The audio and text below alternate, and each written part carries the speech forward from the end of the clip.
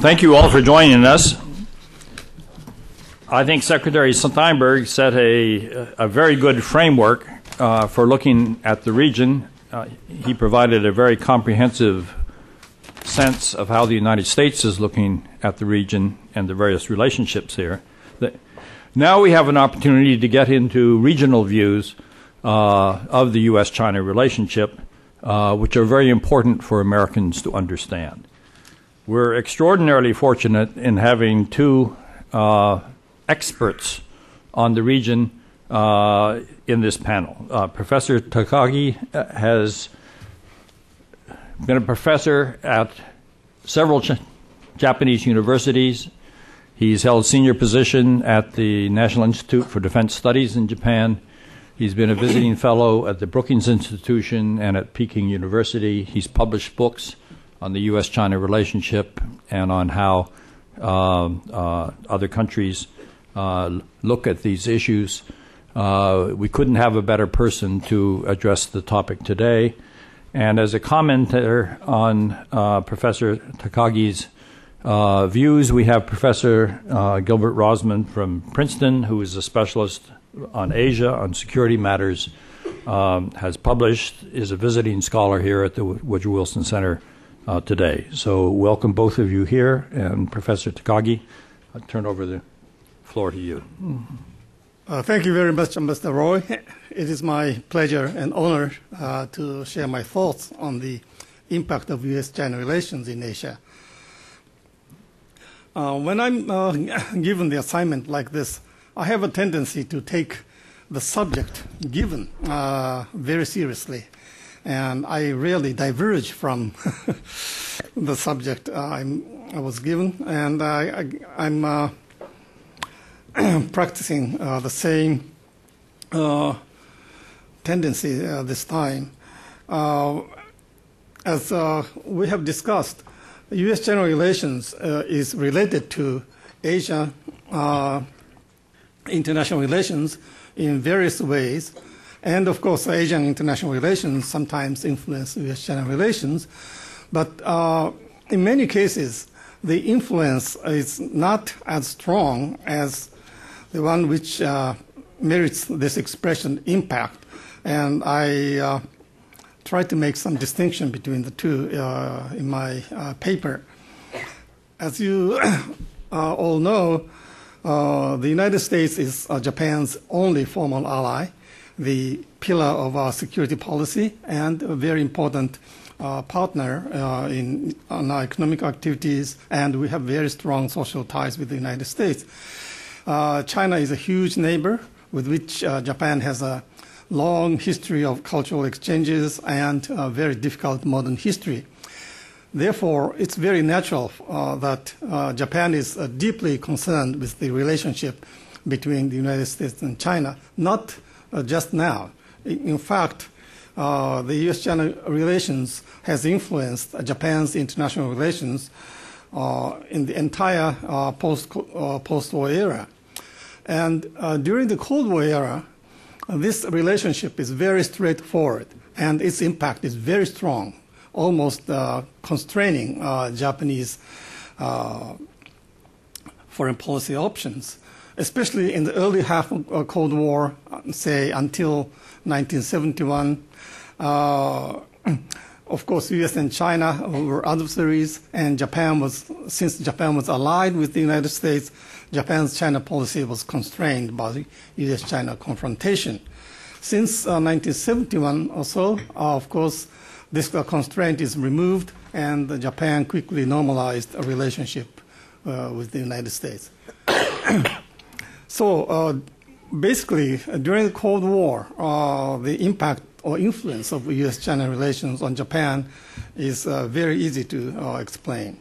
But after the end of the Cold War, the relationship got very complex by a series of developments since middle of 1989, I'd say. First, Tiananmen incident in June 1989 put human rights issues on the agenda in the U.S. dealing with China.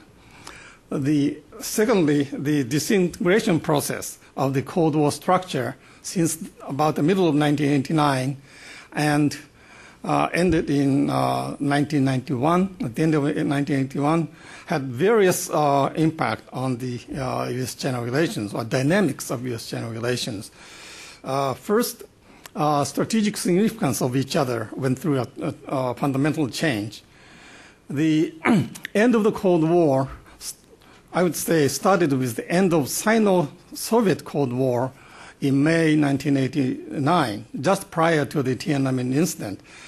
And of course, this end of the Sino-Soviet Cold War reduced the strategic importance of the United States for China.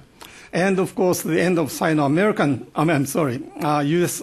Cold War reduced or eliminated the need of China card for the U.S. strategic calculation. Then, post-Cold War instabilities, regional instabilities, most prominent example of which being, of course, the Iraqi invasion into Kuwait, gave China a new strategic importance in the eyes of Americans. To the extent the United States tried to deal with international issues at UN Security Council, it could not afford to ignore the fact that China is one of the Perm Fives. And Chinese response to the disintegration of Cold War system also has a very important impact on the U.S.-China relations, because when confronted with the threat of regime instability or regime collapse in the course of series of developments since 1989, China decided to reinvigorate its economic growth strategy, which made the United States critically important for China for two ways. One is for, of course, economic exchanges with China as a market for Chinese manufactured goods, as the source of investment, and also for the training of Chinese personnel, not only in science and technology, but also in the field of modern management skills. Moreover, the United States became very important for China because China realized that in order to pursue its economic growth, it needed a stable, peaceful international environment, which the United States is about the only country which can destroy or disrupt the stability or calm, tranquility to the significant consequence for the Chinese, which means that China cannot afford head-on confrontation with the United States. Fourthly, in the course of the disintegration of the Cold War structure, United States emerged as the sole superpower. And again, because of that, China could not afford head-on confrontation with the United States. After the collapse of the Cold War system, we saw China's unabated economic growth, which lasts until today. And this made another series of significant impact on U.S.-China relations. China's importance for U.S. economy, which in the early 1990s was more a matter of potential, but it became a reality. And in the course of continued economic growth, as we all know, China kept investing in military modernization. And again, the potential for China becoming a threat to U.S. interest, at least in this region, became increasingly real. And because of these developments, U.S.-China relationship after the end of the Cold War became very complex. It has both factors of conflict and cooperation, without neither one becoming stable, becoming predominant in a stable manner. Secretary Steinberg said that common interest is always at the forefront, but I think it depends when you discuss this situation. When we discussed this situation earlier half of this year, I doubt that we could have said that. So I think ups and downs is the basic characteristics of U.S.-China relations. Of course, it doesn't go down far enough to become full-fledged confrontation, but it doesn't go high enough to be a full-fledged cooperation either. And this complex development, of course, is always related to the international relations in Asia. But here I would stick to this term impact. And I would say that the relationship or linkage between the two dynamics cannot be characterized with the use of term impact. It's too strong and too simplistic. I think the linkage is much more complex. And I try to lay out this complex linkage in my paper, but because of the constraints of time, I would not get into that. But recently, it seems that there are two interesting or alarming, maybe, developments which seem to have more direct potential impact on Asia. From the Japanese point of view, of course. The first is the emergence of this notion of G2, which takes the results of China's unceasing high economic growth for a decade and a half very seriously, and which can be a matter of serious concern for Japan. Japan's concern with this concept has two aspects. One is that this can obviously be the latest manifestation of U.S. inclination, or U.S. perceived inclination maybe, to ignore Japan in its dealing with China. Of course, this notion started with the so-called Nixon shock of July 1971, which became almost a trauma for Japan. It was believed to have resurfaced when the former president, the father Bush administration, suddenly sent two high officials to Beijing in December 1989.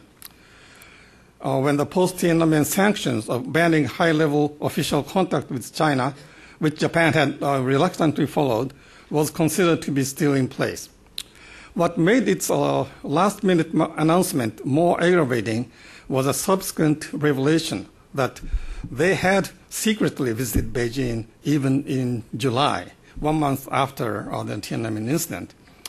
Now the G2 concept seems to be a proposal for institutionalize the sidelining of Japan. The other reason for concern is that the concept emerged while Japan was being overtaken by China as the number 2 economy after the United States. In terms of gross domestic product, it was long considered obvious that rapidly growing China would one day surpass Japan, whose economy stagnated for almost 2 decades. And this did become reality in the second quarter of this year. China had always surpassed Japan, already surpassed Japan as #1 holder of the U.S. Treasury bond in December 2008. The reversal was not limited to economic field. According to a recent U.S. opinion poll commissioned by Japanese Foreign Ministry, among the informed respondents in the United States, those who mentioned China as the most important partner of the United States exceeded those who mentioned Japan as such for the first time in the last 15 years, I think. It is possible to regard the G2 concept as another sign of marginalization of Japan, at least in the United States. In spite of these reasons for concern, when Fred Bergstein proposed the concept in his Foreign Affairs article in mid-1998, it did not attract much attention in Japan. Maybe this is because the overall tone of the article was quite critical of Chinese behavior, international behavior, and because the discussion was largely limited to economic issues.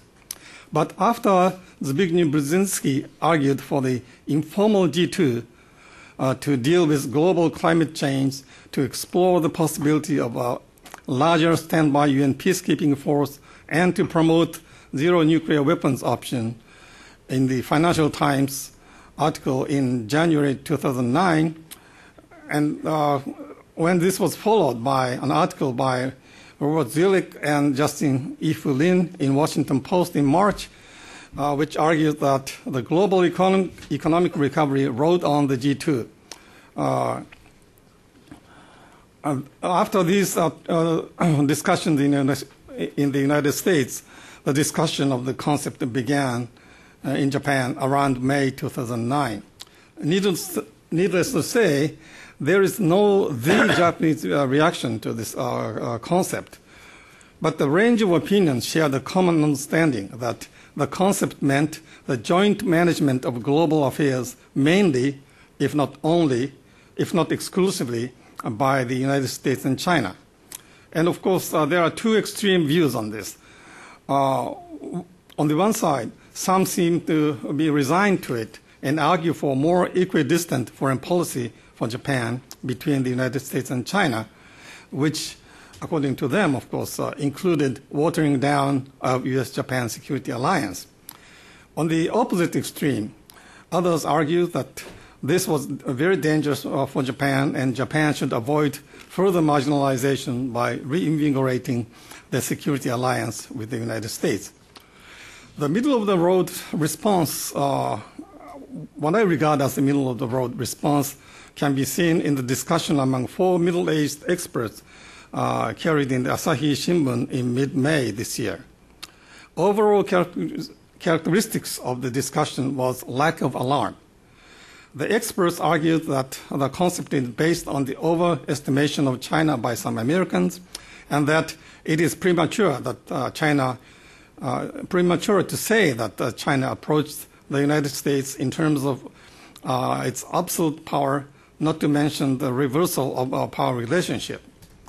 The implication of this assessment is obvious, that the joint management of global affairs only by the US and China was impossible. This calm assessment was reinforced by China's clear rejection of the concept. Premier Wen Jiabao just mentioned one example, of course. Premier Wen Jiabao flatly denied the concept in May 2009, saying that it has no foundation and is wrong. Very clear. Some Chinese commentaries even pointed out that this was a plot to kill China by excessive praise, and that it was a plot to drive wedge between China and its friends. It was also recognized in Japan that there was no consensus on the G2 concept in the United States. The article by Elizabeth Economy and Adam Siegel in Foreign Affairs in May-June last year provided a powerful rebuttal to it by arguing that a full-fledged cooperation between US and China was impossible because of difference in political system and values. The US government was careful to avoid the concept even when it tried to emphasize importance of its relationship with China. Just to mention one example, when President Barack Obama delivered the welcoming speech at the first strategic and economic dialogue in July last year, his characterization of the bilateral relationship that it will shape the 21st century was immediately followed by the statement that this fact made the relationship as important as any bilateral relationship in the world. Another basis of a rather calm response to the G2 concept in Japan was overall calm reaction to being overtaken by China in terms of GDP. According to the opinion poll conducted by Asahi Shimbun in April to May last year, to the question whether or not China overtaking Japan as the world number 2 economy was a serious matter, 50% did respond saying yes, but about same number, 40% answered no. And that this calmness should not necessarily be considered healthy is revealed by the response to other items of the questionnaire. The question if Japan had lost self-confidence, 74% answered yes. And to the question whether or not Japan should be a big power with more say and responsibility internationally, only 39% answered yes, while 55% answered no. So the danger of Japan's marginalization is not only in the way Japan being treated by the United States and China maybe, or by the other countries in the world, but also by Japan treat itself, or Japan regard itself. I think we are in big trouble, to say the least. The second important recent development is the outbreak of the visible rivalry between the United States and China in the ocean east and southeast Asia, southeast of China, east and southeast of China. What touched off of this development is the issuing of the report of the International Investigation Team on the sinking of South Korean corvette Cheonan in Yellow Sea off the North Korean coast on May 20.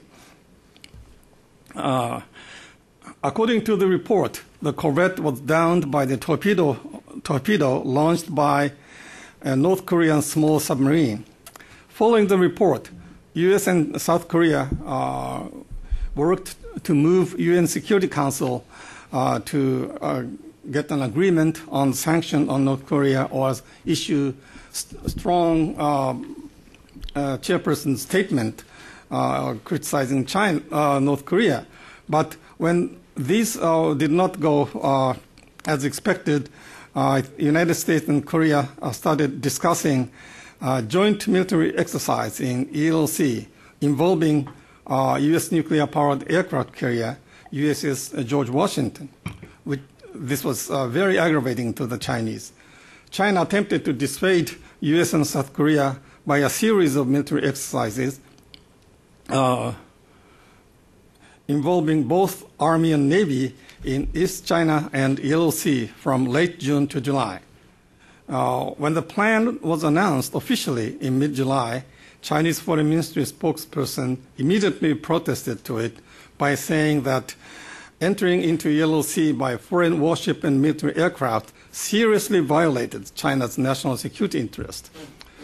In obvious consideration for the Chinese concern, the exercise was moved to the Sea of Japan, the other side of the Korean peninsula, and was conducted from July 25 to 28th. Meanwhile, U.S. and China clashed on diplomatic front too. At the Shangri-La dialogue in early June, Defense Secretary Robert Gates expressed concern with the state of South China Sea, where China was dispatching Navy vessels to protect its fishing boats and to exercise control over fishing boats of other Southeast Asian countries. China's Vice Chief of Staff, Ma Xiaotian, rebuffed by protesting the U.S. surveillance activities involving military aircraft and warships in South China Sea. At the ASEAN Regional Forum meeting in July in Hanoi, the territorial disputes in South China Sea became one of the issues of contention. The disagreement between China and ASEAN members included the way to handle this issue. Chinese side argued for bilateral negotiations with each country of conflicting claims, and the ASEAN members argued for the use of multilateral negotiations. U.S. Secretary of State Hillary Clinton took side with the ASEAN by saying that disputes should be solved by diplomatic means involving all relevant countries and areas. She also declared U.S. involvement in the issue by saying that U.S. had national interest in freedom of navigation and peace in South China Sea. In the early half of August, the conflict escalated. On August the 5th, U.S. Defense Department announced that the second U.S.-South Korea joint naval exercise would be conducted in Yellow Sea, and USS George Washington would take part in it without specifying the time.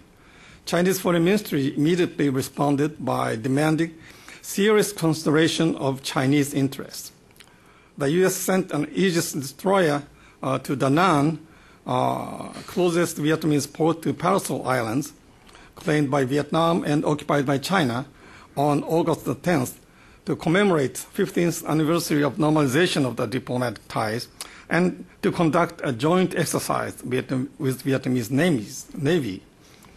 As if to add insult to injury, U.S. also sent USS George Washington offshore the port and received Vietnamese guests on board. These U.S. moves were severely criticized by Chinese commentators, both civilian and military, as provocation to China, as an act to harm China's core national interest, and being aimed at encircling and containing China. Some even went on to use the term hegemonism to characterize U.S. behavior. It was also reported in early August that China had opened the second missile base in Guangdong in July after the first one constructed last year. And this missile base was reportedly equipped with missiles with South China Sea in range. And there is also a report that China was rushing to develop anti-ship ballistic missile dubbed carrier killers to be launched from these bases. These developments, of course, should be seen in the context of rapid development of China's naval capabilities and U.S. concern with it, especially in terms of anti-access area denial of functions of those capabilities, as was expressed in the recent quadrennial defense review and, of course, Defense Department reports on Chinese military capability.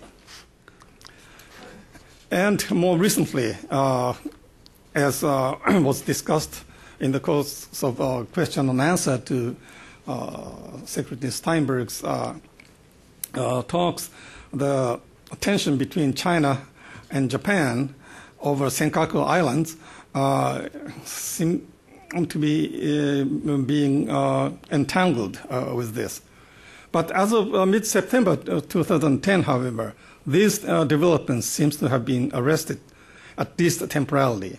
It was announced after the second U.S.-South Korea joint naval exercise in Yellow Sea had begun on August the 16th that it would not involve, after all, USS George Washington.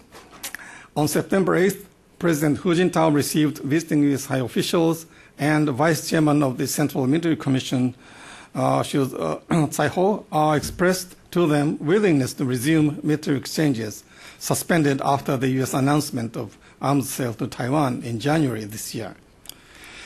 Therefore, it may be premature to characterize the exchanges between U.S. and China at the ASEAN Regional Forum as a symbol of a diplomatic battle that will define Asia for the next few decades, as was done by the Financial Times. But it is undeniable that it did have such potential. As Rear Admiral Yang Yi argued in his recent China Daily article, how the U.S. and China manage what appears to be the deep-rooted security dilemma, to use his expressions, will affect not only the bilateral relationship, but also the stability of Northeast Asia and Asia-Pacific region. So this is what I have prepared. Thank you very much for your attention. Thank you, Professor Takagi, for very detailed comments on the subject. Professor Rosman? Well, it's an honor to be here and talk about a subject which I think is extremely important, that is the triangle, and particularly from the Japanese perspective of this most significant triangle in the East Asian region. So how has Japan approached this triangle? And I think there was introductory material about the chronological development of that triangle, which of value in Takagi-san's remarks, and also some comments about the recent ambivalence, going from, on the one hand, thinking, the G2 means the U.S. is ignoring Japan and is drawing close to China, and then, now the U.S. is becoming much more serious about becoming a rival of China, and so this fluctuation in the Japanese response is indicative, I think, of a of a considerable degree of uncertainty, emotionalism, lack of clarity of Japan's own strategic thinking. So what I'm going to focus on in my remarks is what do we know about the way Japan has been approaching this issue, setting aside the details of U.S.-Chinese relations, which I think are well understood, but really the issue of what Japan has in mind in this triangle and how is it varied.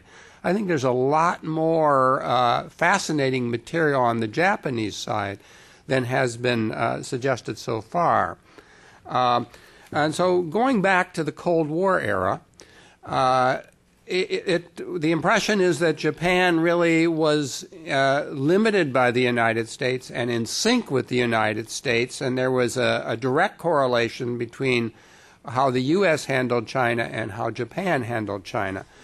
And while at one level that is largely true, one can find huge struggles going on, debates in Japan about how to deal with China, indicating sharp political differences in Japan, even within the LDP, and hopes for opportunities to break free of the United States by using China for some kind of Asian or Asianism in Japanese foreign policy. So this really was a fascinating period, particularly once you get to the friendship mode of relations in the 1970s and Japan's increasing confidence in the 1980s, how it was hoping to turn around China's relations, notably under Prime Minister Nakasone, and not just follow the U.S. approach. I agree that the Tiananmen incident and the developments actually beginning a couple of years earlier with the signs that the Cold War was being transformed by Gorbachev's policies stimulated new Japanese thinking about this triangle and how they could gain leverage with China. I think much more stress should be given to the optimism in Japan that the deterioration of Sino-U.S. relations beginning in June 4th, 1989, gave Japan an opportunity. And Takagi-san does point to the notion that there was a reverse correlation now rather than the direct correlation in terms of Japan-U.S. ties to China. But I think the optimism was considerable, the chance that what was Japan's strategy and its approach to China, how it really had some triangular thinking about the triangle, and the triangle really should be seen in with more complexity. It's not just direct correlation or reverse correlation. There is a lot of ways to alter the triangle, creating equidistance, creating a shift in the balance, which helps Japan in a variety of ways. And so this was a fascinating period until China essentially poured cold water on Japanese aspirations after the emperor's visit. I would regard the third period that is brought up in Takagi-san's paper, the Koizumi era, which wasn't stressed in the oral remarks, as also significant and also subject to U.S. misunderstanding as to what Japan's intentions were, drawing much closer to the United States and seeing a China threat, but the disagreement in Japan on how to deal with that. If we don't come back to that period, it's hard to understand how Hatoyama emerged with the theme of the East Asian community and fueling some optimism among circles in Japan that there was a real opportunity to transform the triangle so that Japan isn't just a passive player saying, oh, what's the U.S. doing now with China, and now how are we going to respond, but is driven by its own strategic thinking, muddled as that may be, and national identity to achieve more distance from the United States and to gain a stronger place in Asia through the East Asian community, and that creates a more complex situation. Finally, we go to the recent couple of years.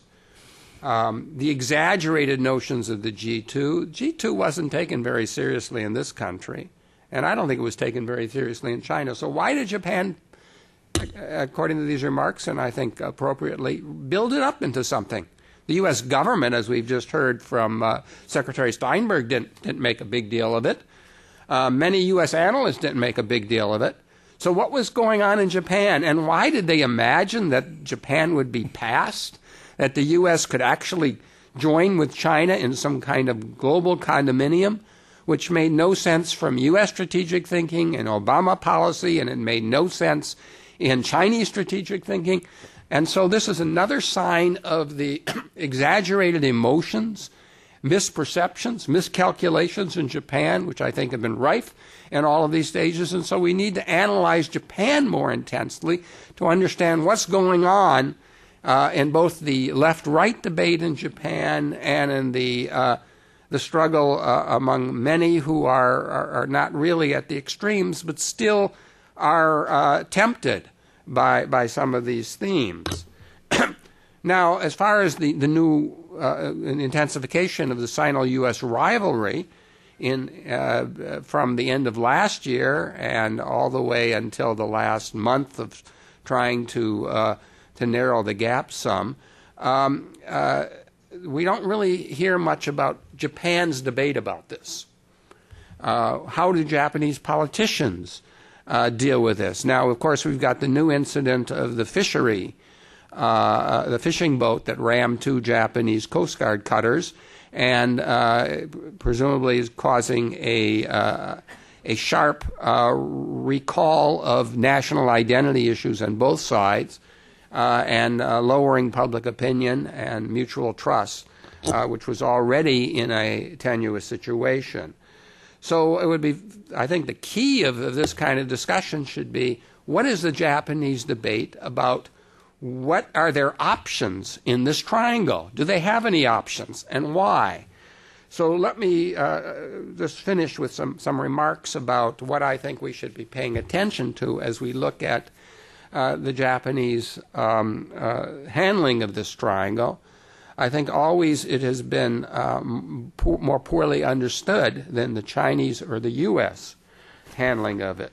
First, I don't think Japan is nearly as passive as we hear. I mean, they react strongly to developments, but that doesn't mean they're passive. They have frequently had their own objectives, and they respond in terms of what they want to see accomplished. But Japanese strategic thinking has not been very consistent and has not been very effective in this decade. But if we look at the China school and significant Japanese figures such as Ambassador Ogura Kazuo and their discussions of what could be achieved through a breakthrough with China, we get a very different impression than just a passive Japan. And of course, Japan became particularly active in the early 90s, but at other times too. I think Hatoyama's East Asian Community was a revival of this more active approach. In relating to that, I think we have to also point out how Japan has let the U.S. down in terms of strengthening the alliance, in terms of working to help achieve U.S. objectives, and continues to do so in a variety of ways, although the U.S. appreciates some of the things that Japan does do. But basically the excuses Japanese make, but often those excuses are linked to some independent strategy in Asia, as reflected in the Japanese internal debate. Another aspect I would point out is the tendency in Japan to overreact, to misperceive what's going on, and to overreact.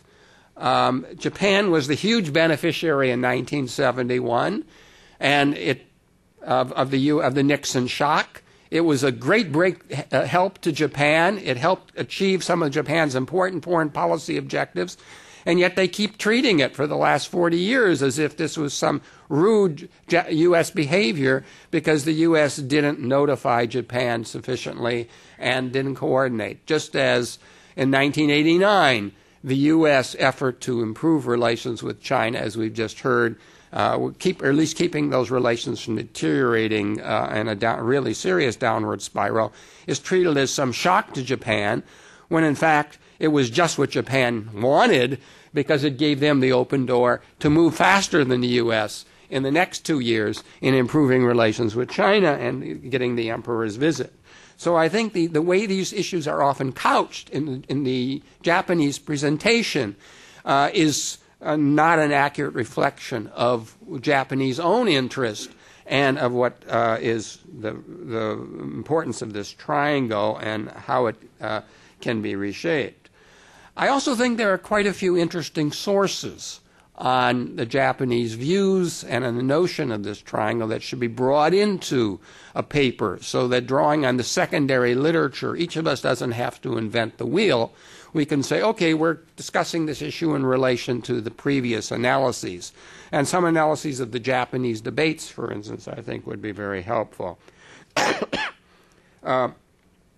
So I will simply conclude by saying I think we really have to look at the stages of this triangular relationship over the last 40 years, of its importance, and trying to predict where it's heading right now, with the particular attention to whether Japan is going to be guided by more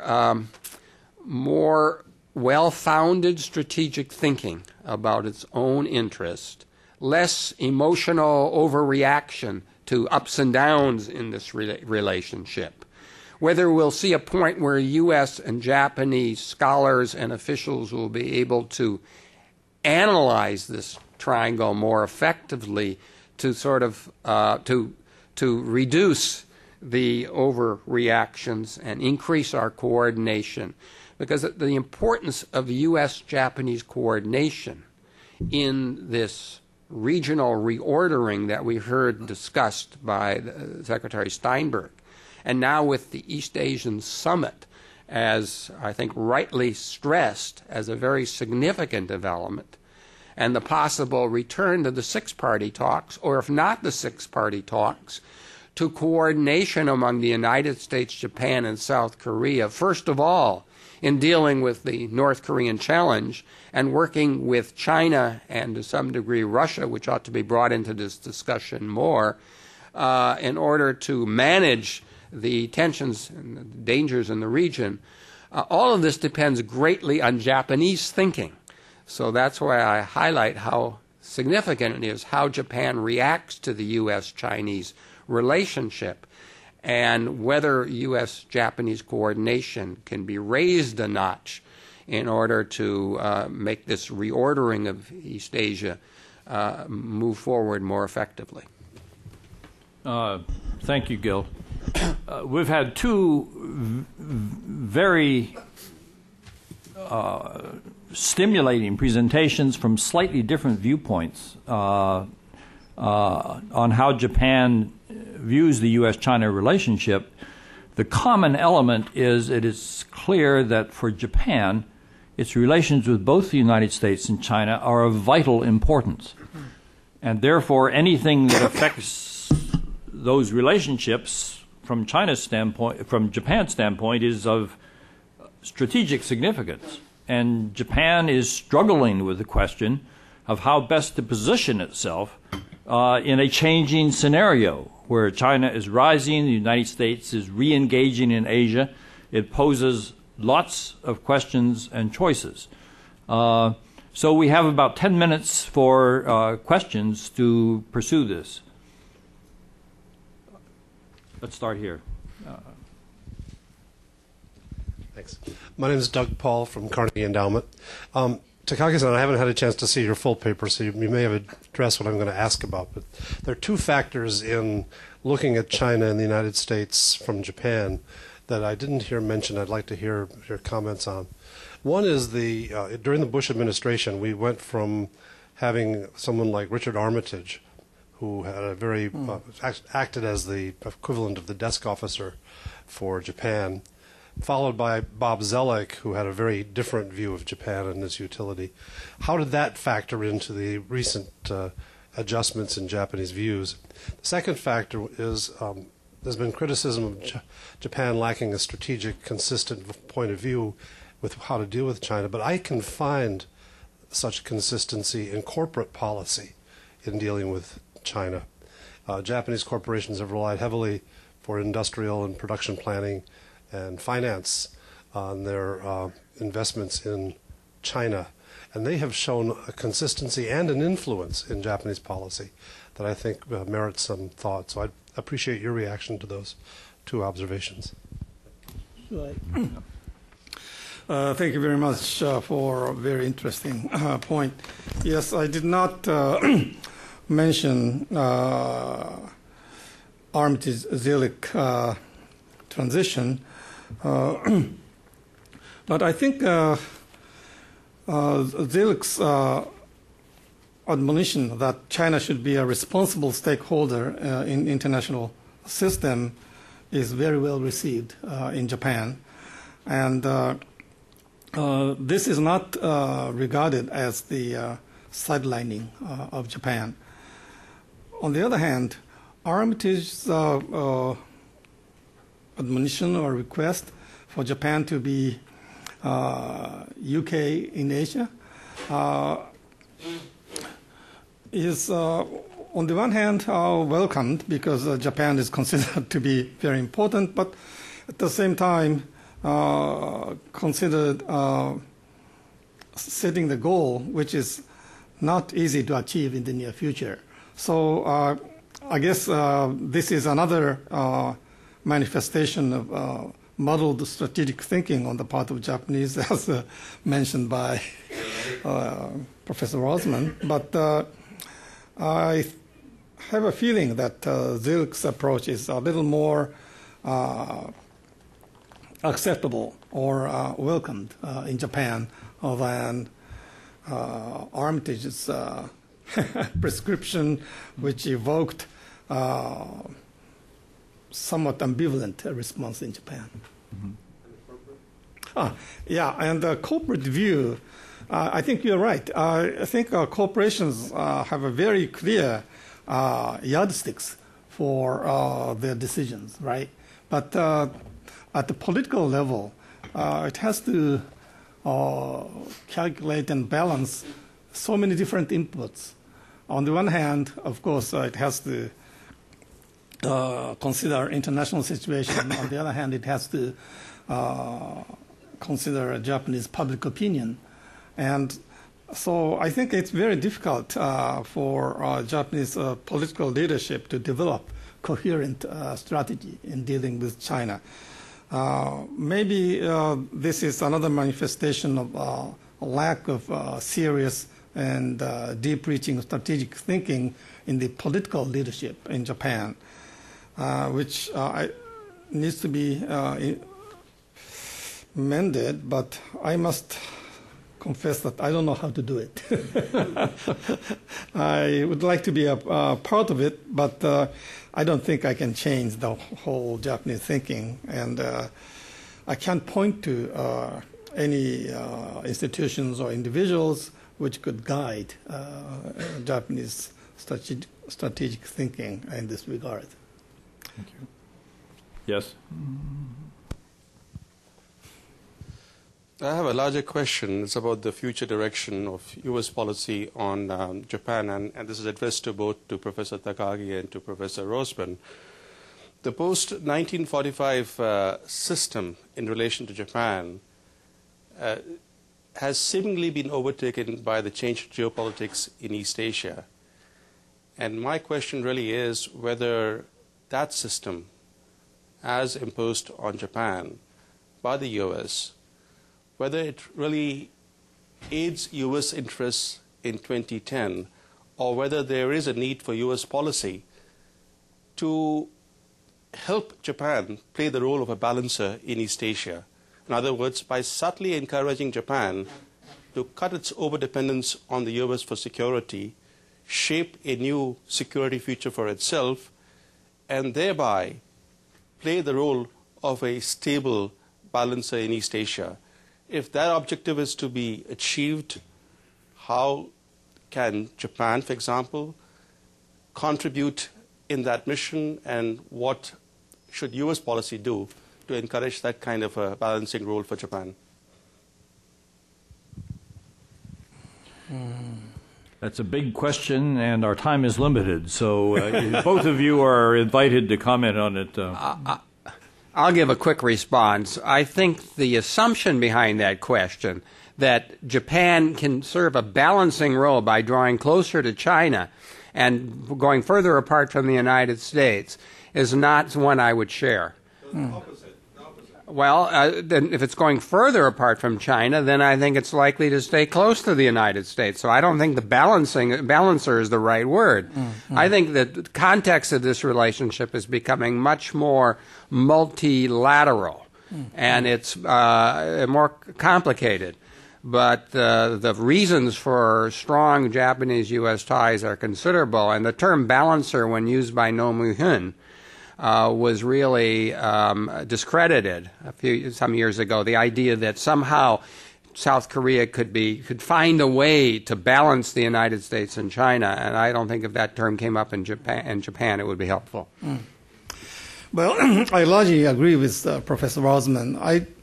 While listening to him, I was trying to develop my own answer, but I think it's almost impossible for Japan to play a balancer role in this region in the near future, because we have not fully dealt with the burden of history. And for Japan to play any larger strategic and security role in the region with stronger military capability and diplomatic capability, we have to deal with the history issue more effectively and in a more convincing way to the neighbors. But it's not easy. I don't think Japan did not make any effort, but we have not finished this task. And so meanwhile, if Japan were to play a larger role, I don't think we should do it by cutting a tie with the United States and becoming an independent, fully independent actor in this region. But Japan should find its way in the multilateral institutions and try to come up with effective and constructive ideas on various issues, especially in the non-traditional security issues. I think there's a lot of room for Japan to make meaningful contributions. And this way, gradually, Japan can build up its position internationally. But I don't think this is something we can achieve in the near future. There's time for one question, and needs to be brief.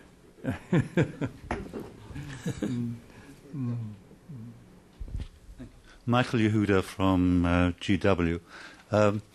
I think both speakers have not given sufficient emphasis to certain independent tendencies in Japanese foreign policy.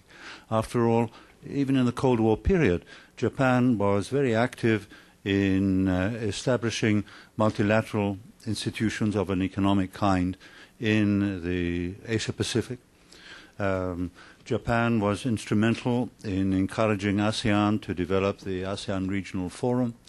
And more recently, Japan has developed new relationships with Australia, with India. Japan also has its own ideas about how to develop further multilateralism in Southeast Asia.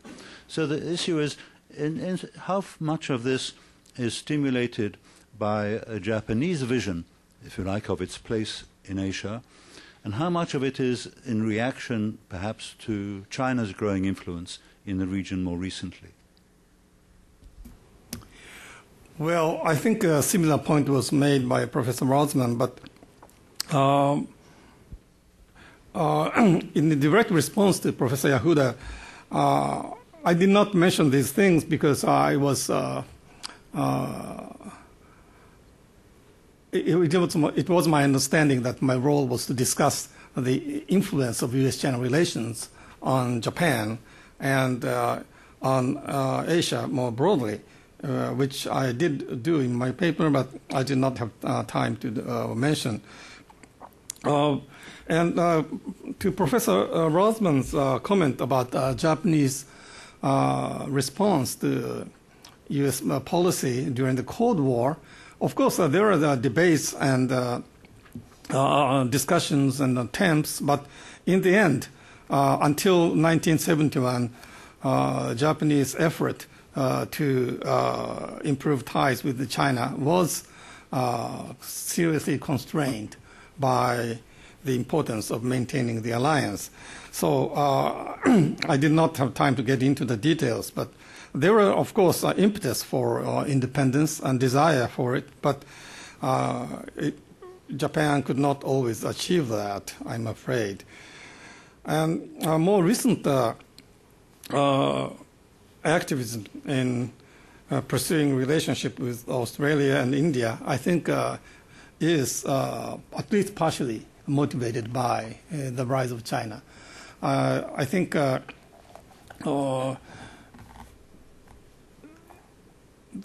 not necessarily trying to balance in terms of powers, Japan realized that it has to broaden its international relations and especially strengthen the tie with countries with similar political systems and similar value systems, and to make sure that China does not become overwhelmingly important in the region, although Japan does recognize growing importance of China, and Japan is heavily involved in economic and other relationships with China with very different value systems and political systems. Thank you. In the interest of time, I'll just stop there. Okay. Please join me in thanking our speakers. Thank you very much. We'll now move into China's view of the U.S.-China relationship in the context of Asia. You talk about him. Okay. Yeah.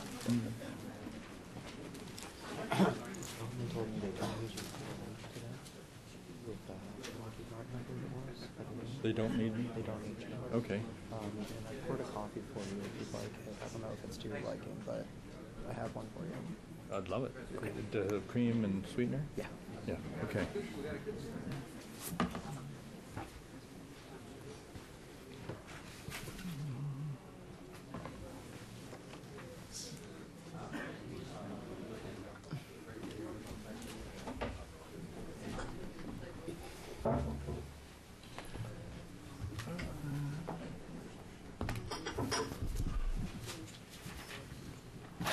We have a combined speaker and discussant for this session because Professor Yuan Ming of Peking University, who was planning to be here at the last minute, was involved in a serious auto accident in Beijing, had her left arm shattered, and was not able to make the trip.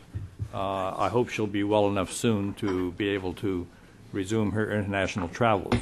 She had, however, prepared her notes for the session here, and Dr. Paul, who was originally going to be the discussant on her views, has had access to her notes, and so he will try to perform the impossible feat of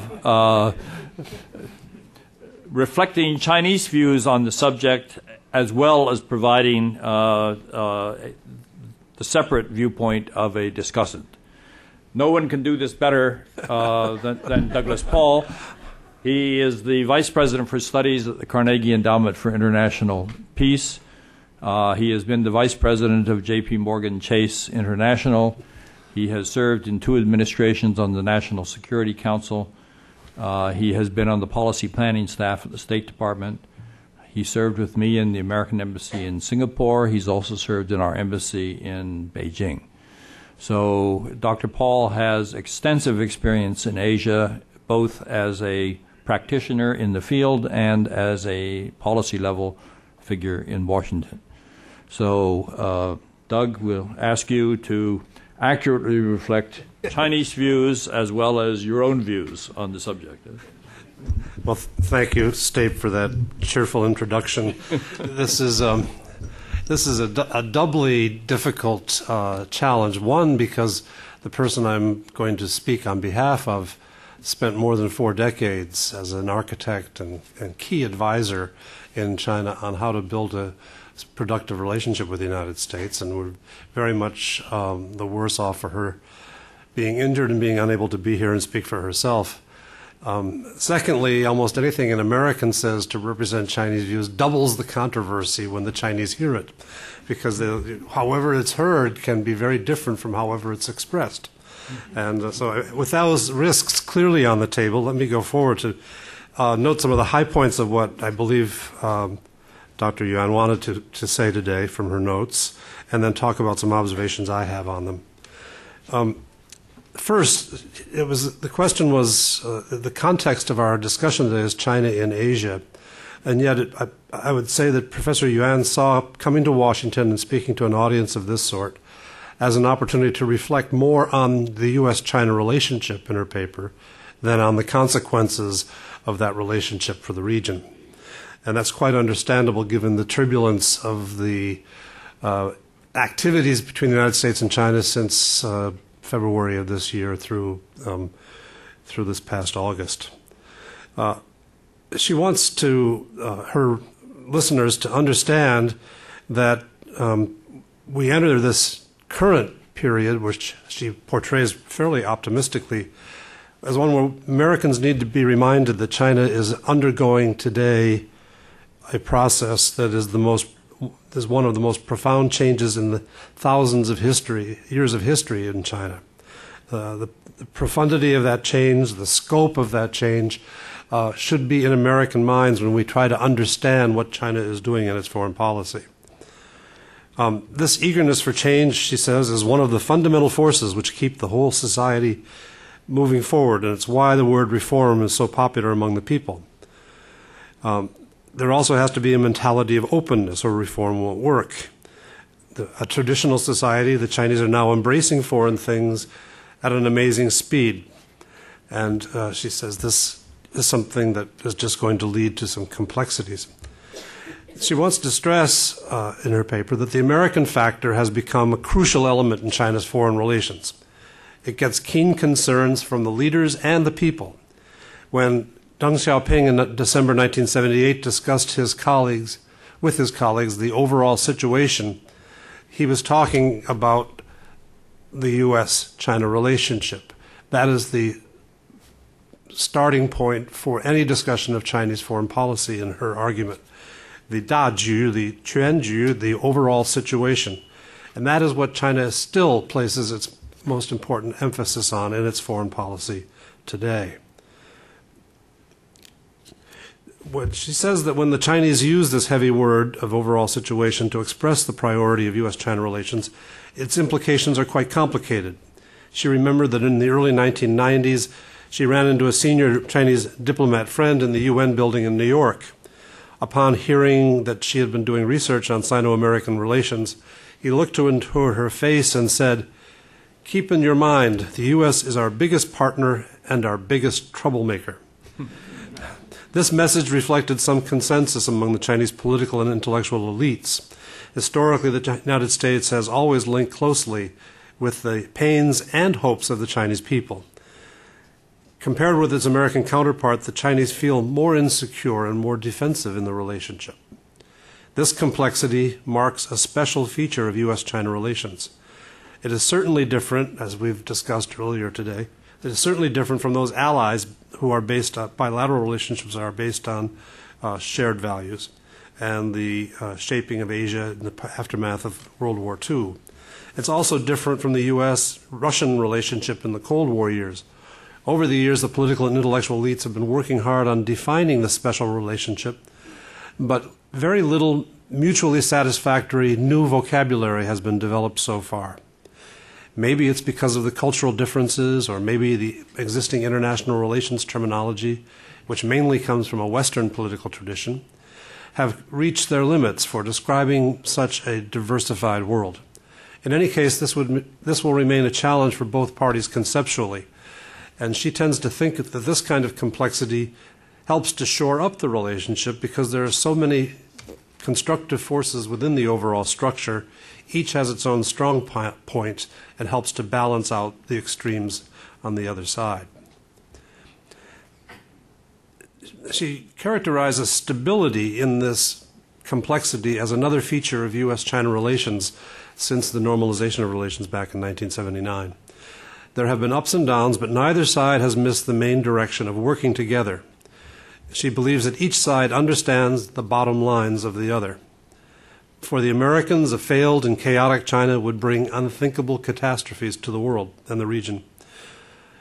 During the 90s, we heard this kind of saying from the U.S., "Give time and space to China and change will come."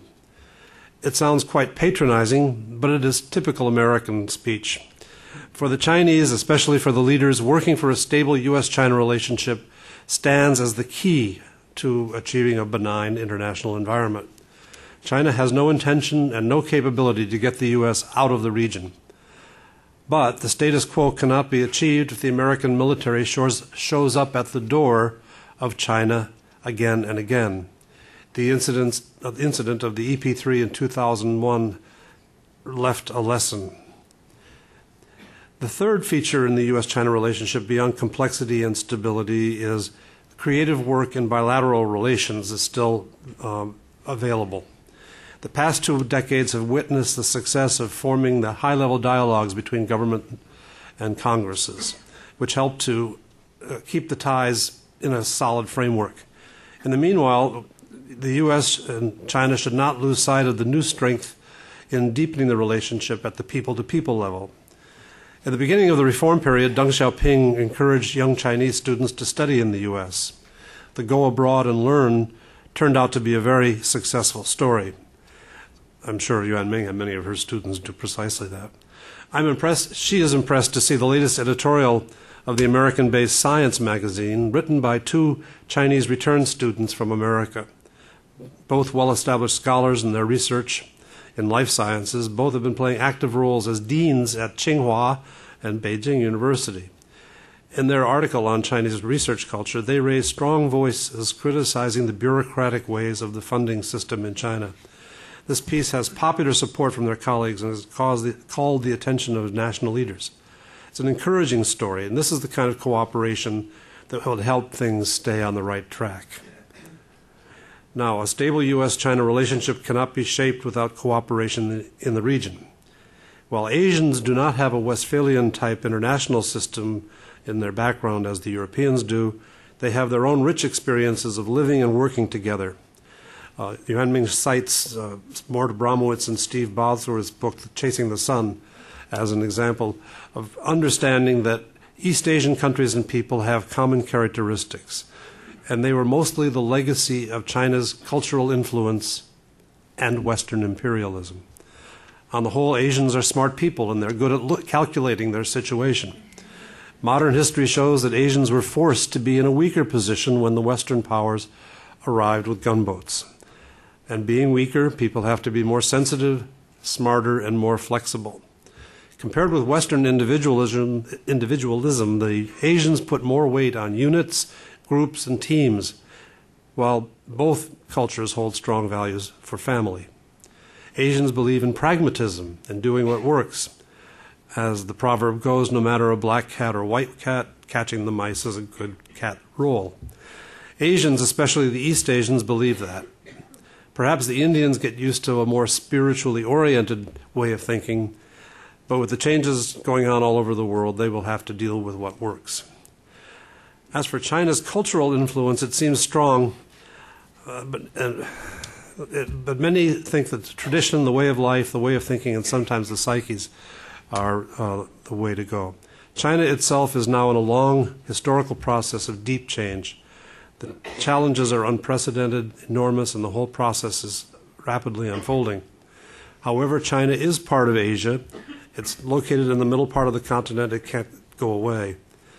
So what should be the primary goal for Asian countries? Yuan Ming says that Asian countries, small or big, work hard, trying to be winners and not losers. The road is uneven.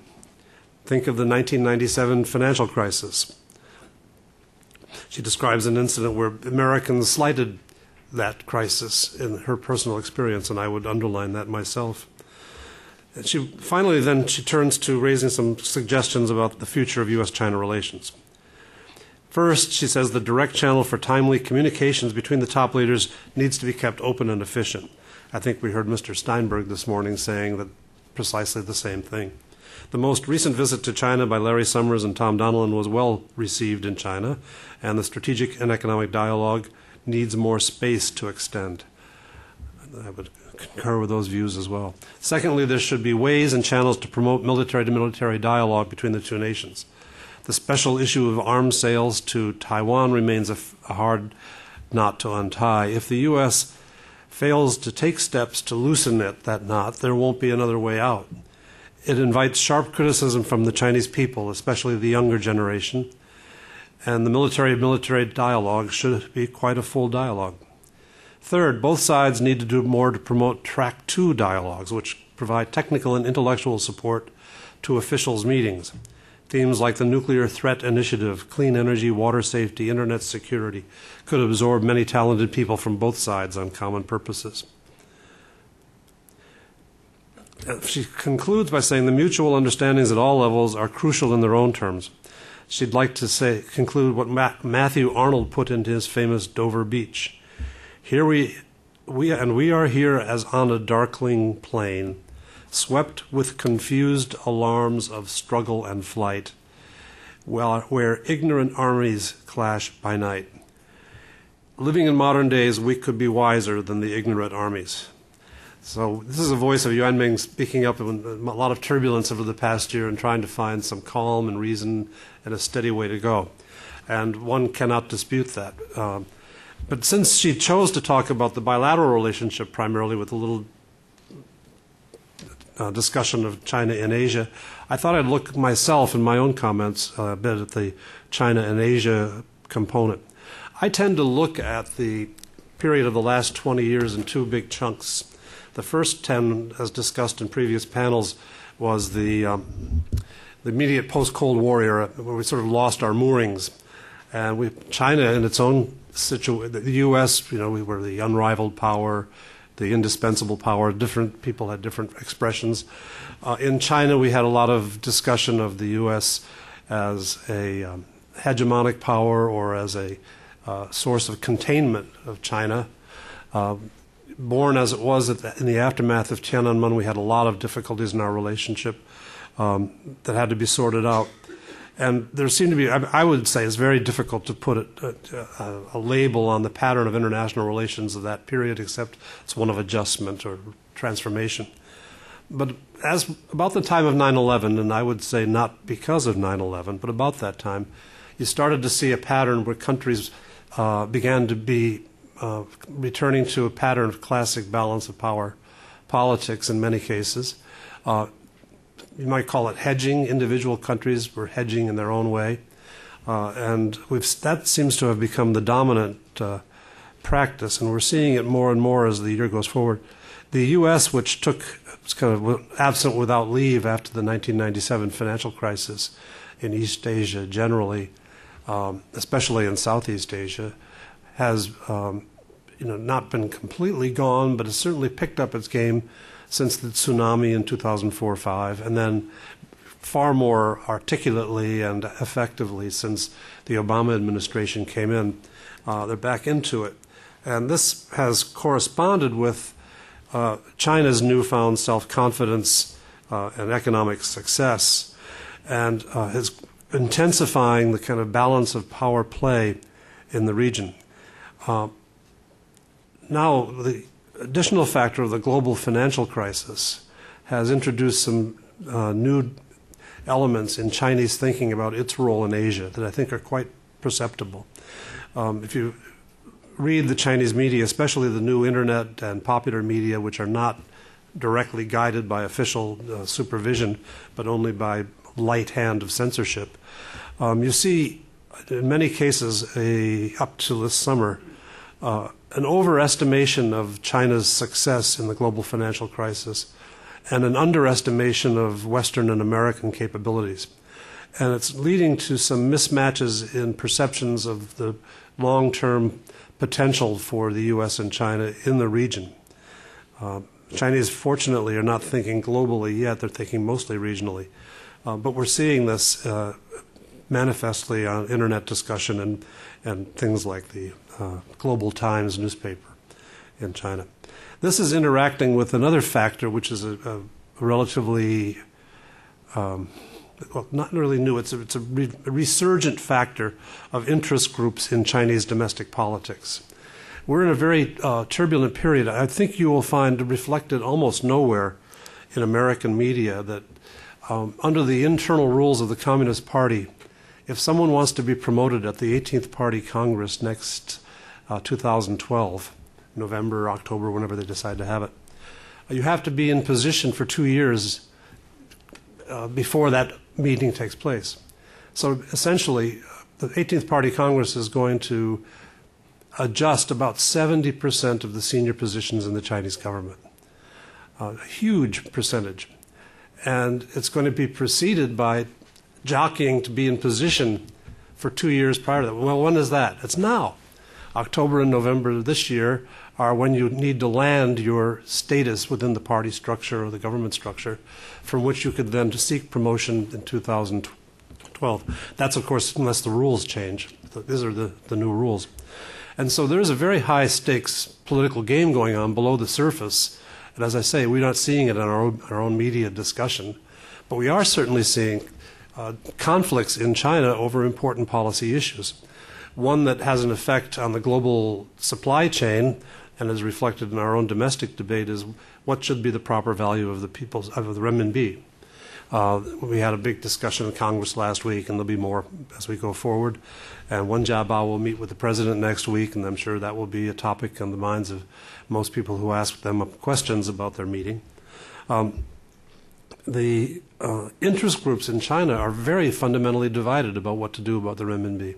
It may not be possible, in the absence of some huge decision at the top, to intervene in that deadlock between manufacturers who would be unprofitable if the renminbi were to rise rapidly, and financial gurus who know for China to join the global rebalancing and to promote domestic growth, it has to allow better incomes for people at the lower end, and one way of doing that is by raising the value of the renminbi.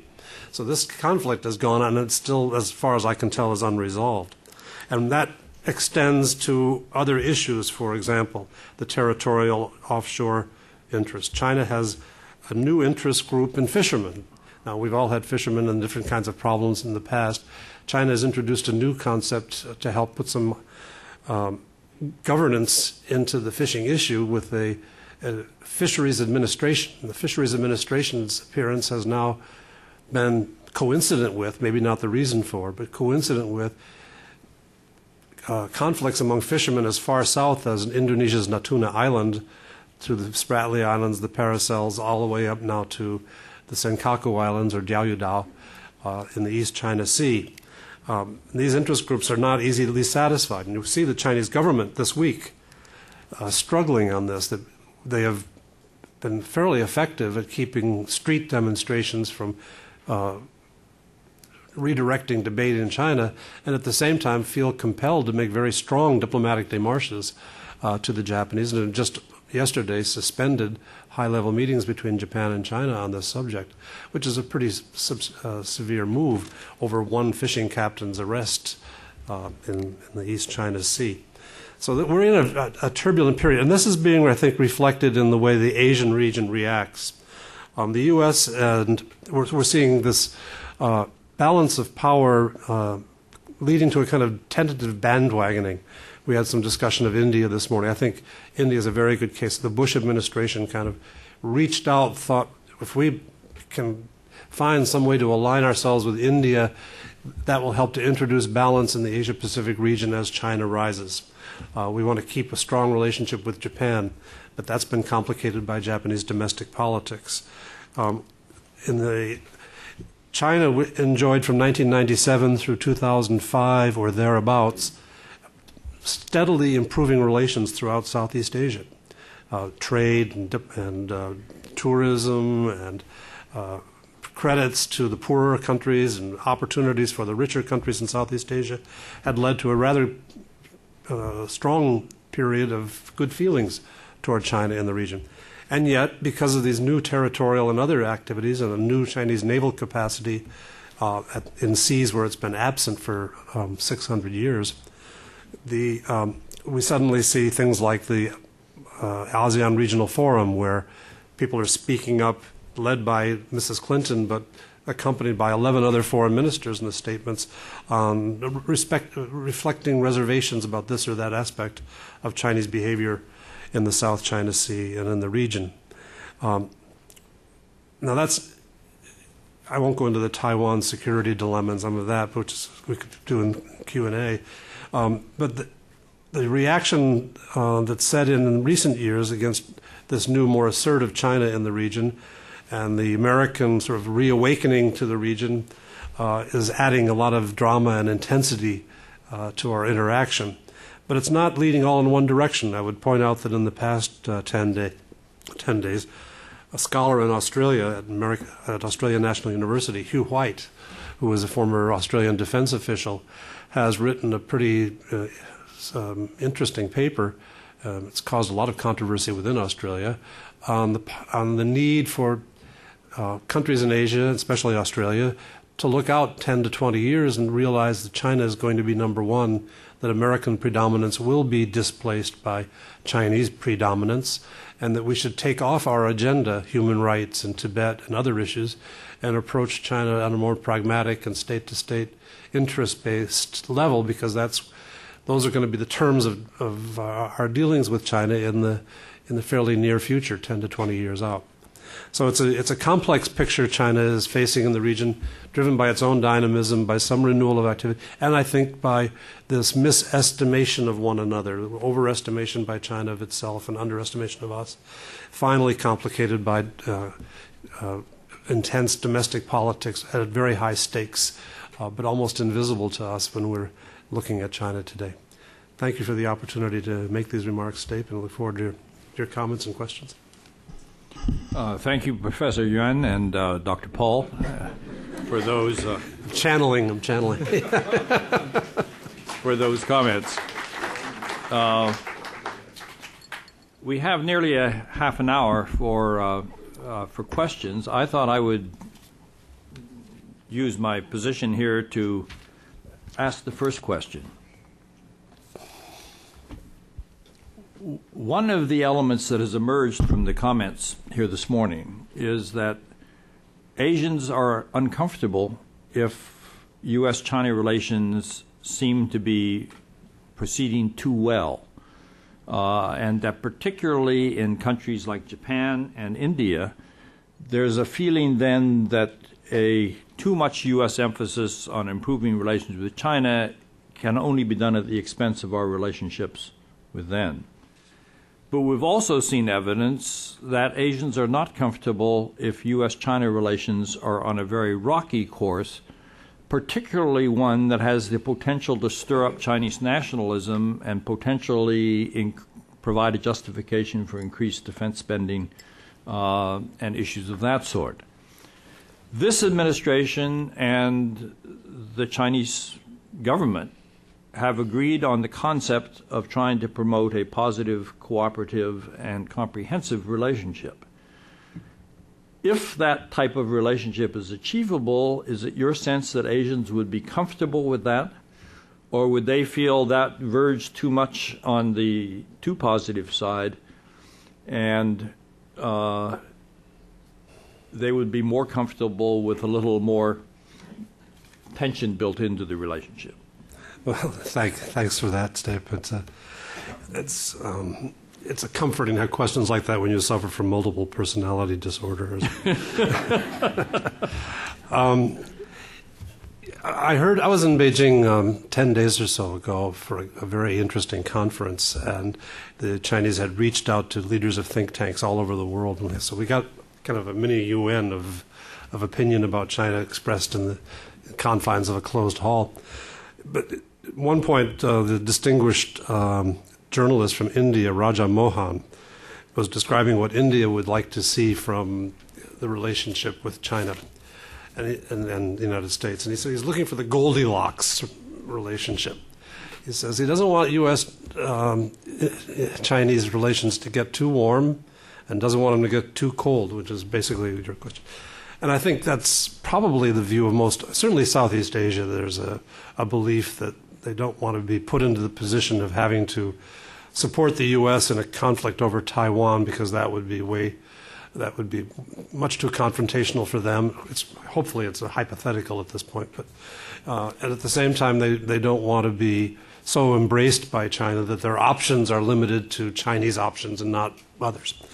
And we've seen this over the years, and that's been part of the very warm welcome that's been given to the Obama administration's re-energization of their Southeast Asian policy, which will be, in a sense, symbolized Friday when President Obama meets with the leaders of 8 of the 10 ASEAN countries and representatives of the other 2 up in New York.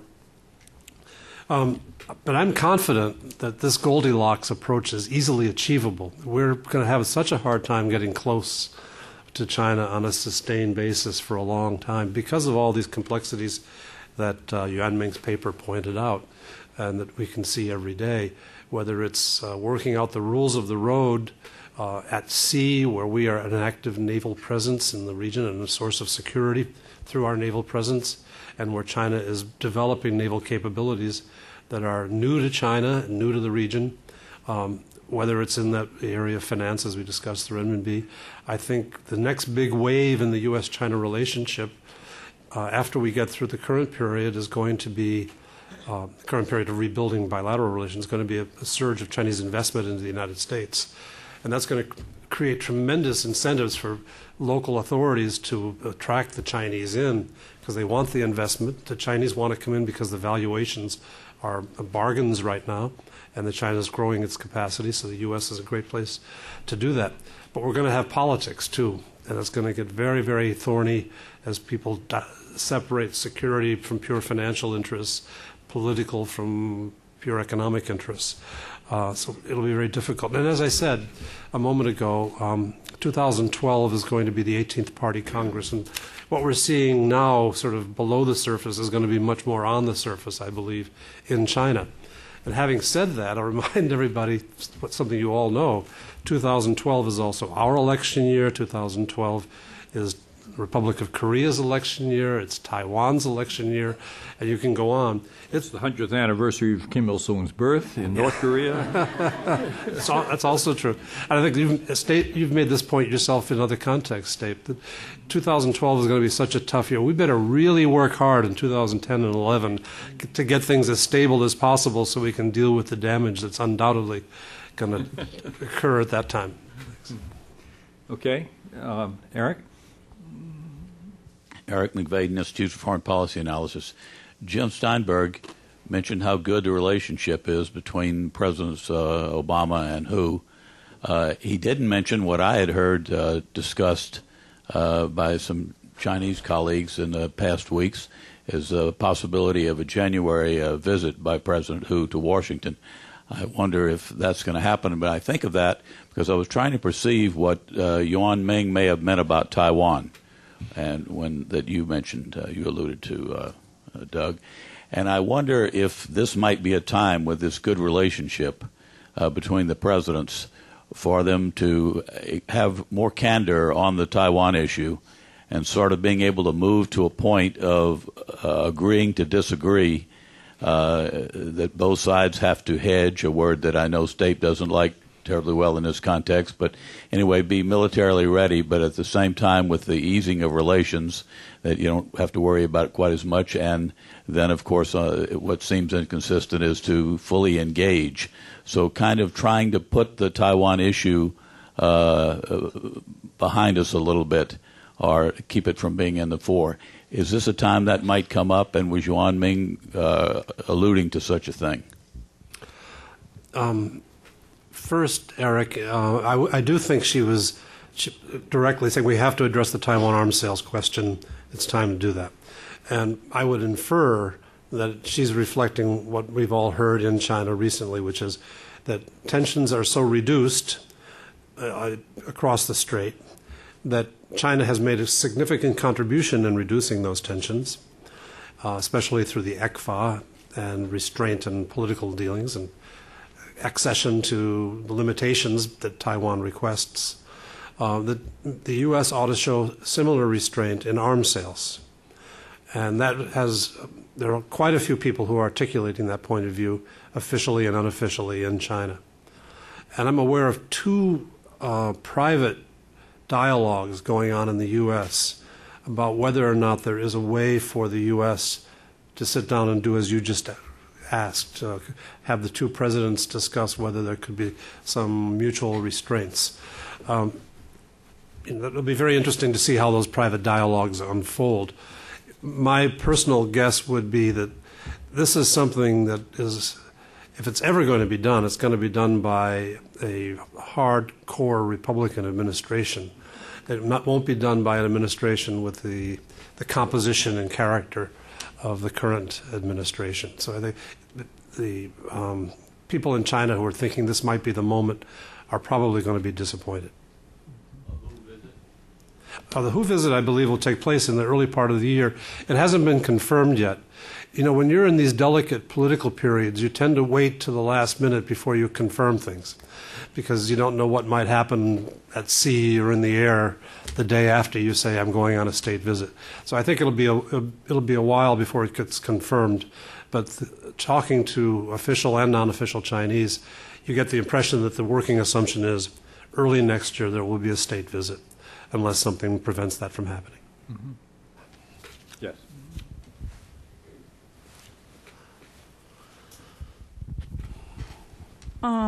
I actually have a question or kind of comment. Could you identify yourself? Oh, I'm actually an intern, and I'm from UW-Madison, Wisconsin-Madison.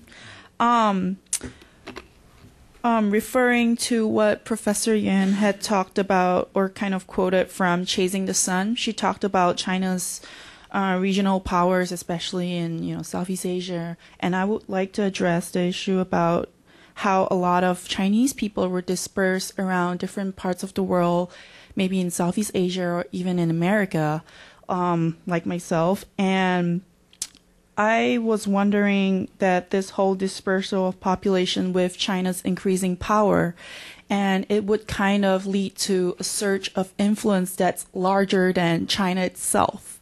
And how you talked about how China might overtake U.S. in the very near future, and I was wondering how this might factor into this whole phenomena.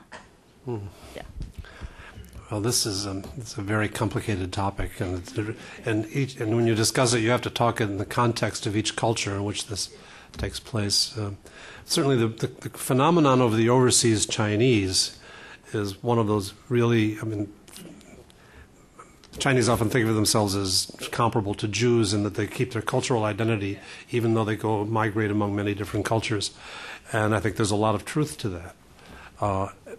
In China, among the Chinese of Southeast Asia in the late 1990s, they were a kind of avenue for China to turn around the old picture of Chinese in Southeast Asia from being the fifth column sources of rebellion and dissension in their countries to being the sources of investment, the people who made things work and brought Southeast Asia back from the troubled times of the 97 financial crisis to migrate into this new period where the whole world is globalized. It's not just Southeast Asia and the tigers in the global supply chain, but then they now had China and Russia and East Europe and the South American countries involved in it. And I think in Southeast Asia, the overseas Chinese were an advantage for those economies in that period, and are seen as such. They're not seen as a threat. I haven't seen any reemergence in places like Indonesia, which is very sensitive to the Chinese president. I haven't seen a new reemergence of sensitivity to the presence of ethnic Chinese among them. But that's always a possibility. Certainly in Africa, the arrival of new communities in Africa is something that bears watching. We had In our own country, we had the Chinese exclusion laws. Other countries have had them at different points, usually early in their involvement with Chinese. And so you might have some tragedies. There's very difficult times ahead in some of these contexts. But as I said at the outset, each context makes it's hard for me to generalize beyond that. Maybe Stape has some thoughts. No, I think that's yes. Norman Fu with the China Times. Mr. Paul, I have two questions for you. In the past, American officials, when they discuss American foreign policy towards East Asia, always say Japan is the cornerstone of American foreign policy towards East Asia or Asia in general.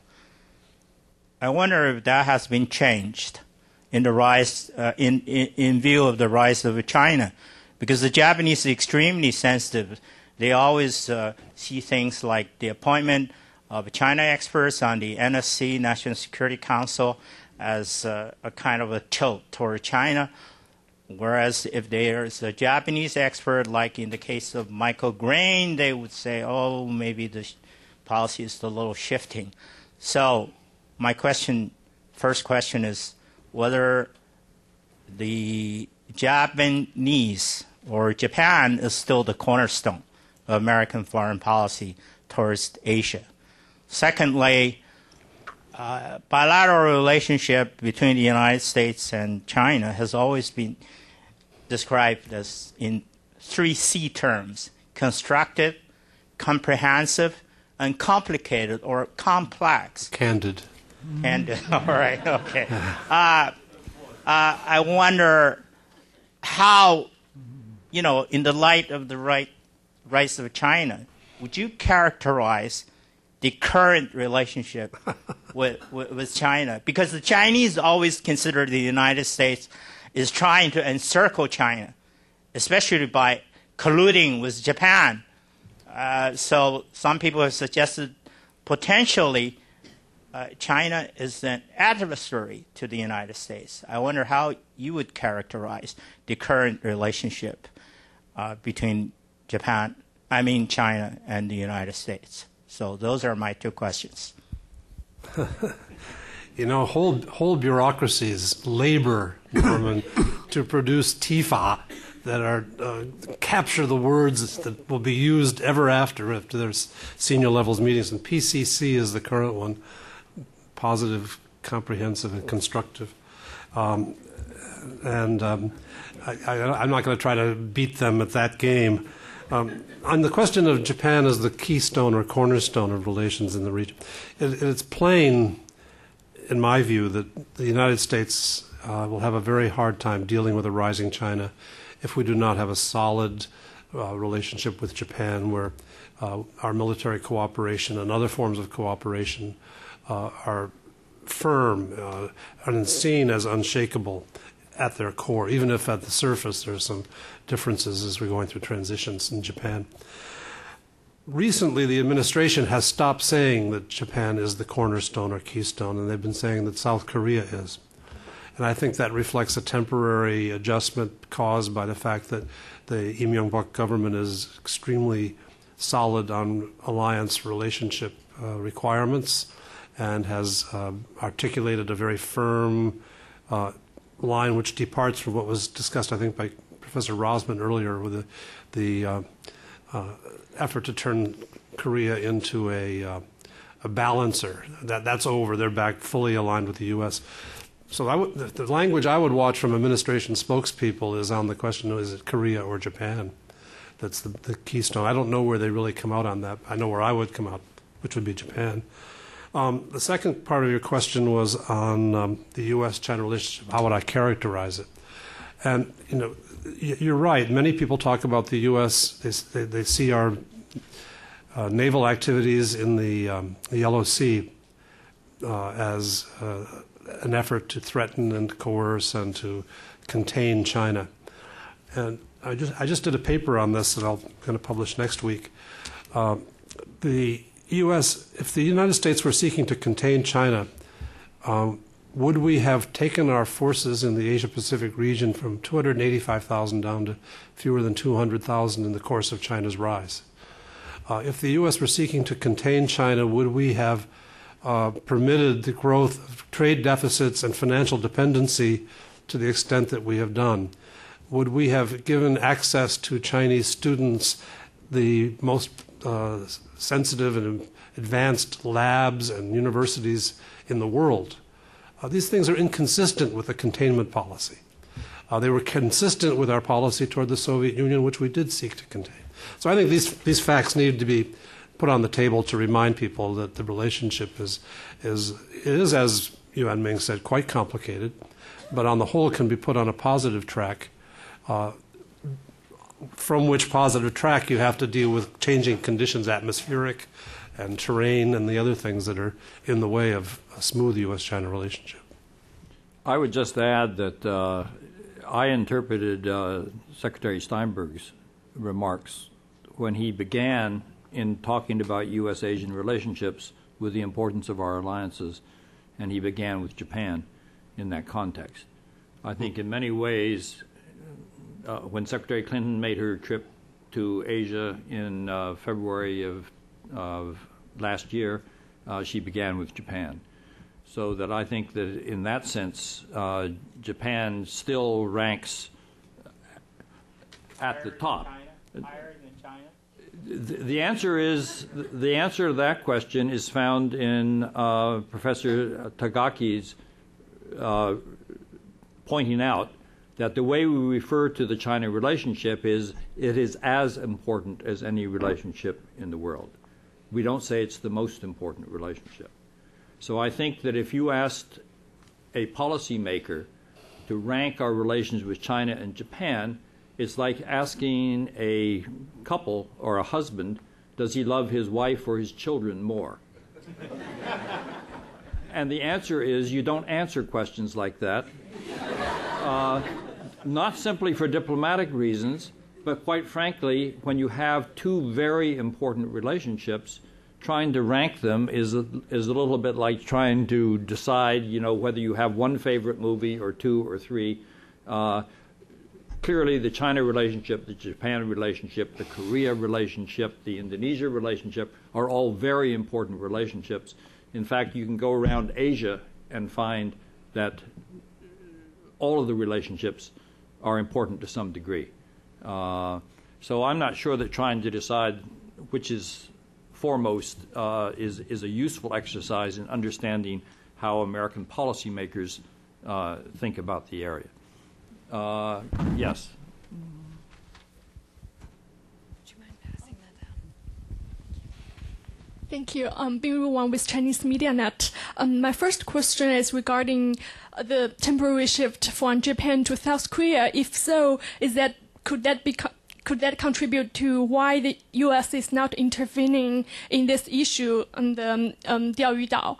And the second question is, as Hu Jintao is likely to come, so what can we achieve before their meeting? As the Defense Department said, we may resume the meal-to-meal talks, and what else can we avoid in order to create a better environment for this meeting? Thank you.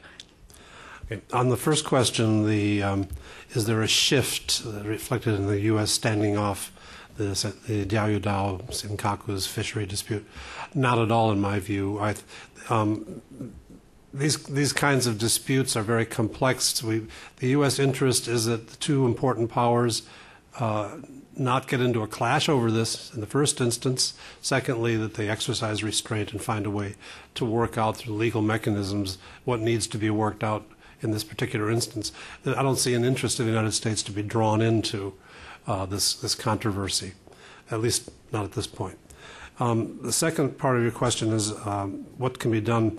There's a very intense amount of activity going on between the U.S. and China over the next couple of months. Wen Jiabao will meet President Obama next week in New York, and this week, I think, isn't it? Is it?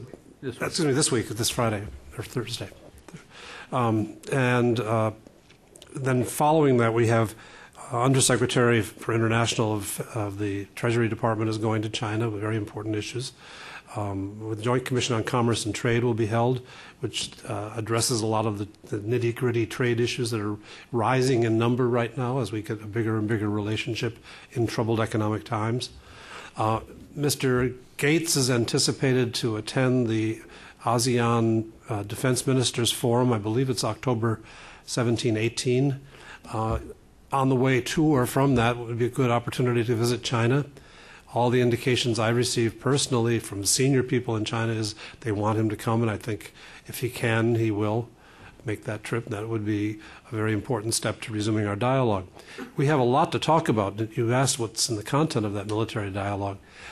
We do not have the makings of a kind of U.S., Soviet Union, Cold War kind of military relationship. Hopefully we never will have that kind of relationship. But there are things that, like rules of the road for the operation of the navies, which sometimes are handled through formal agreements, sometimes through just informal consultations. We need to start at least the informal consultations on those at a professional level to help prevent the kinds of incidents that would be very difficult for our two leaders to have to confront. Yes. Thank you. My name is Jean Nguyen, and I'm with Voice of Vietnamese Americans. I have a question that first I would like to ask Dr. Paul to please say my sorry to Dr. Wang Ming.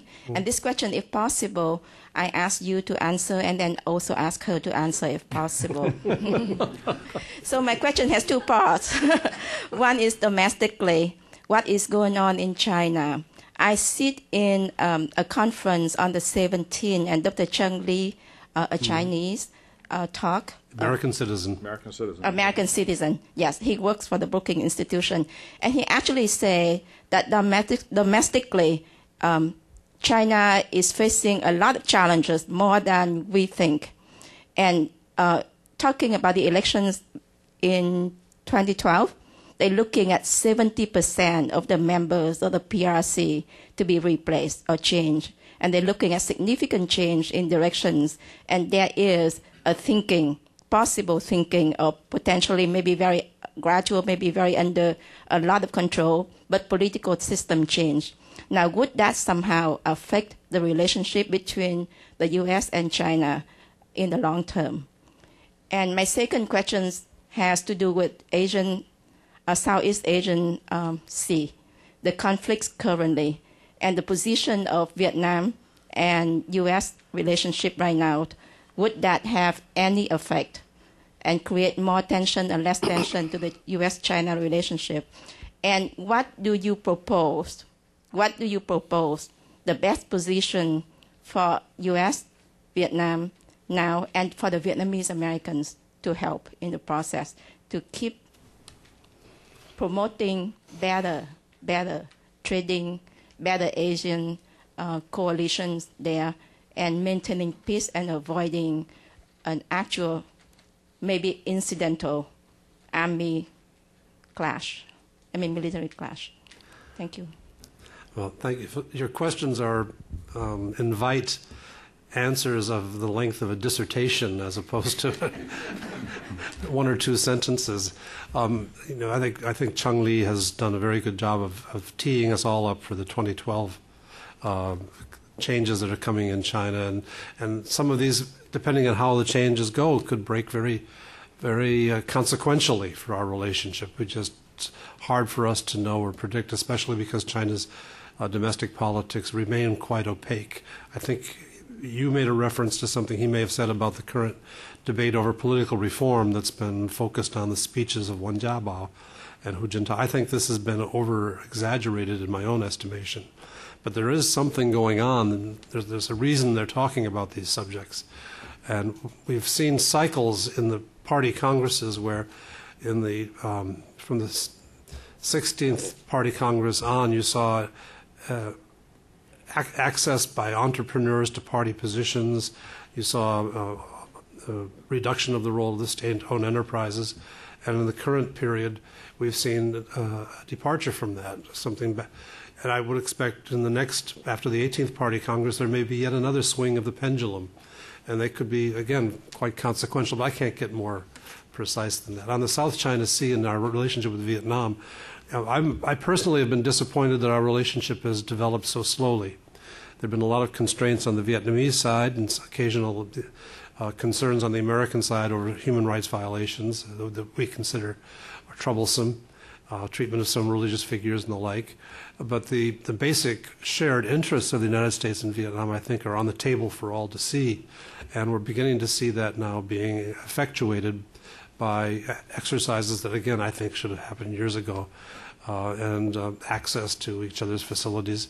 And now, because Vietnam sits prominently in the chair of ASEAN, we're seeing a lot of activities in Vietnam that could easily have been anywhere else, depending on the rotation in the chair, and they tend to cause more attention to Vietnam and sort of concern in China than is really justified by the facts. I'll just add a comment myself on that subject. Vietnam is a neighboring country to China with a common border. Clearly has a vitally important interest in having a good relationship with China, if possible. But Vietnam, for historical reasons, is also a country that feels threatened by China because of territorial disputes, because of the 79 clash, and for other reasons. So Vietnam is a country that has a potential interest in pulling in the United States for a closer relationship as a way of balancing China. The challenge for the relationship is, if this took the form of a containment policy toward China, it would probably not be in Vietnam's interests or in the interests of the United States. So to pick up on what Dr. Paul said, I think the challenge for both countries will be to have as good a relationship as possible, but one that is driven by the bilateral advantages of having a good relationship and that does not take on the form of a quasi-alliance designed to contain China, which I think would have a negative impact on the interests of both of our countries. Mm-hmm. Michael?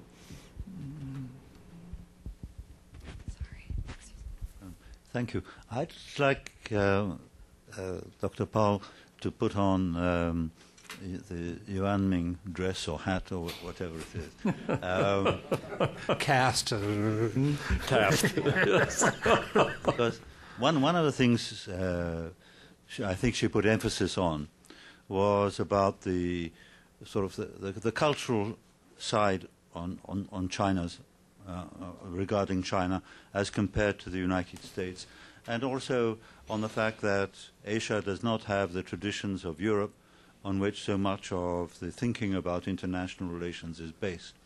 So when she said that this applied in particular to Westphalia, it seems to me that there's a kind of a contradiction here, because in many respects all the Asian states are particularly sensitive about issues of sovereignty, territory.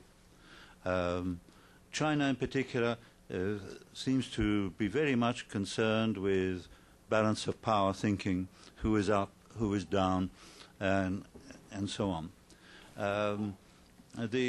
But the Europeans somehow have also had a tradition of accommodation, if you like, associated with liberal internationalism and so on. There are many, many thinkers of that kind.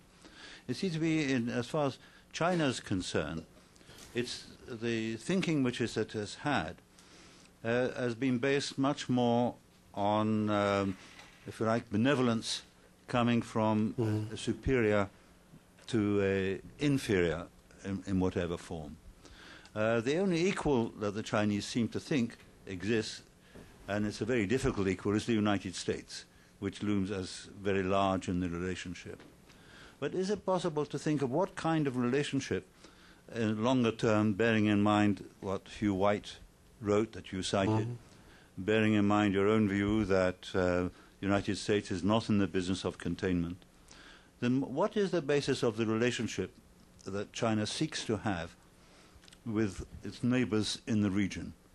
And if you like to contrast it with the United States, whatever one may feel about the ups and downs of US policy, the fundamentals of it had been to allow for free trade, to allow room for countries to develop in their own way, and that even as the United States has pursued its own interests, there's a sense in which all the participants in the East Asian region have benefited, including China. So we're running out of time. All right, so what is the Chinese vision, if you like? Another dissertation-sized question. The history of whether or not China buys into the Westphalian principles of sovereignty is complicated. 40 years ago, Fairbank and Schwartz had an extended debate in the Harvard Journal of Asiatic Studies, in which I think it was fairly conclusively the point was conclusively reached that China has accepted modern concepts of sovereignty, and that where I find the problem today is that China and many of the states in East Asia have a 19th century notion of sovereignty. If you look in Europe today for that, you get complicated by the diminished sovereignty imposed by the EU, where the EU finds itself now caught between surrendering its sovereignty to a super entity and maintaining the sovereignties of the 27 member states, and they seem to be having a very difficult time with it. In China, we see a very aggressive interpretation of sovereignty as it was. But I think, to put the long story short, in a conversation this summer I had in Beijing with two senior generals, the topic was the Yellow Sea and China's new interest in preventing American military exercises in the Yellow Sea, where we have exercised 9 times previously without objection. And the question is, why is it different now? And this is because now we have more power and we want to see it respected. And I think that is what it will boil down to in Southeast Asia. China's choices and preferences, or East Asia generally, China's choices and preferences China will seek to have be respected, and that their important interests should not be just disregarded. That's the current stage of Chinese ambition. Whether that's the long-term stage, I don't know, but certainly it's been reflected, I think, again and again in the last year and a half or so in the behavior of the Chinese government. Thank you. We've run out of time. We will reassemble at 1:45 p.m. To continue this look at the impact of the U.S.-China relationship in Asia. For those of you who are from outside, there's a food court on the concourse level that offers extensive selections for lunch.